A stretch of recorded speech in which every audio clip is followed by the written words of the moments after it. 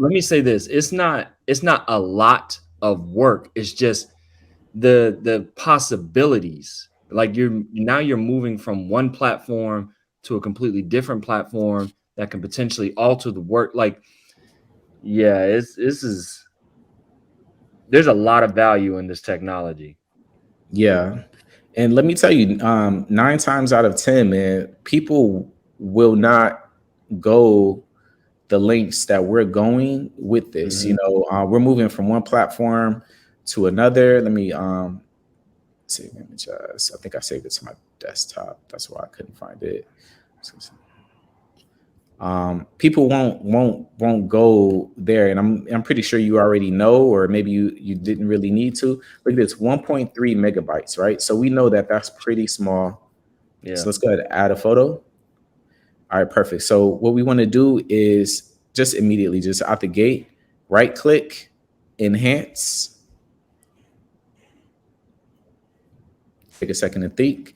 And it's basically going to give you a super resolution, double image resolution, ideal for large displays and prints. So it's telling you Mhm. right there, hey, this is ideal for large displays and prints. It's going to make it 300 DPI, which is the standard for print. And we're going to enhance it. And bam, one click shorty right there.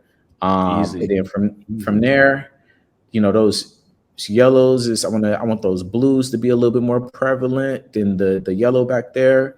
um I want to, it seems like a very soft image here, so I want to kind of crank out that clarity because I want to make Mhm. sure bring some of those textures in the hair in, not too much that seems crazy. Mhm. um if the shadows I'm loving, but let's say I did want to boost the shadows, and I could do that. But I'm digging the Yeah. shadows, so we're gonna rock with that because it's more like a vignette look. Um, and then from there, you're just you're being legit creative with it, and you're making it Absolutely. your own. So just the purples up, and you're going from here to here, here to here, here. That's yeah. And You're how long did that take you? Like 10 minutes? Not even. not Like even the entire process, not even 10 minutes. not even 10 minutes. And when you learn the workflow, when you get your workflow going, Mhm. it's going to take you even less time to be able to do what you need to do with it, because it's like, hey, I understand my workflow. I know exactly what I want to create, how to do it.